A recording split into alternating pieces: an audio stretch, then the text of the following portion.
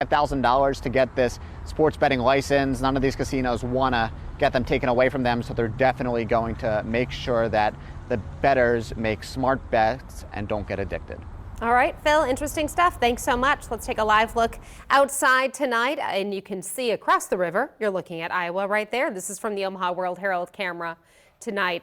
Chief Meteorologist Jennifer Zeppelin is here now. We've seen a lot of rain moving through today, Jen. We certainly have, Jenny, but now things are calming down here in the Omaha Metro. And as you were showing that view, a few clouds still lingering. This is a view back to the west along 480. Still those mid to high level clouds moving through. Dry for us the remainder of this evening.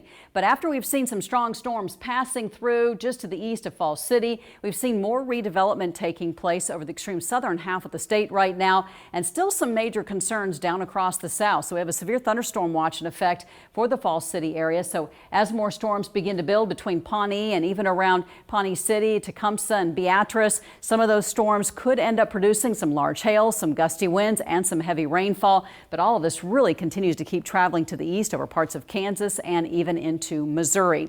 Now, as far as the rest of this evening goes here in town, we're expecting dry conditions. We're at 74 degrees right now. Temperatures will slowly keep dropping off, but even at 10 o'clock tonight, we'll still just be down to 70. We'll talk more about the next round of rain coming in and how that's going to impact your weekend plans. Students headed back to school today in Gretna, 2 months after the deadly crash that took the lives of 4 teens. For many students, it will be difficult to walk the halls of Gretna High School without thinking about that tragic crash. But this morning, one of the families who lost their daughter, Addison, gathered their community together to remember those lives before starting their day. Reporter Sydney Gray and photojournalist Mike Simmons have the story.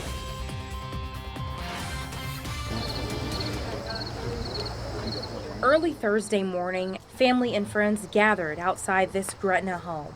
I'm just going to fiercely try to keep her memory alive so nobody forgets, or my kids or anyone else, who she was. Since losing her 16-year-old daughter Addison in a crash, Wendy Pfeiffer says she's been dreading the first day of school all summer. She was super excited to go and be an upperclassman. She had a lot of good, fun things planned that she was looking forward to. To keep her daughter's memory alive, Pfeiffer invited friends, family, and former teammates over for donuts before they headed off to school. It's just going to be different for like the rest of high school because you won't see all of them walking in the halls and laughing in class, and it's just going to be really different than how it has been before. Liliana Canan says she and Addison had known each other their entire lives. She just loved making people laugh, and she was just friends with everyone. Like, she could go into any group at school and just talk, and she would be welcome there. Notes filled with memories of Addison covered the hood of her blue Chevy Impala.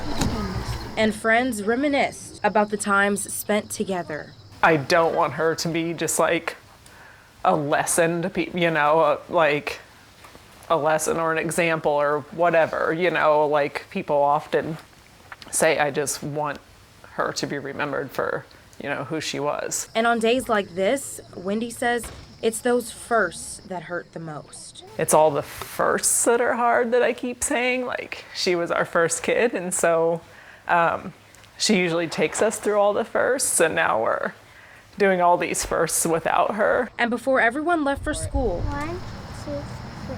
Blue balloons filled the air in memory of the Gretna 4. As the school year goes on, this community is sure to remain Gretna strong. In Gretna, Sydney Gray, 3 News Now. Our thoughts with that family and all of those students. Addison Pfeiffer died with 3 other friends in that crash. Addison was not drinking, but investigators say alcohol played a role in the crash. The Sarpy County Sheriff's Office is still looking for more information into what happened that night.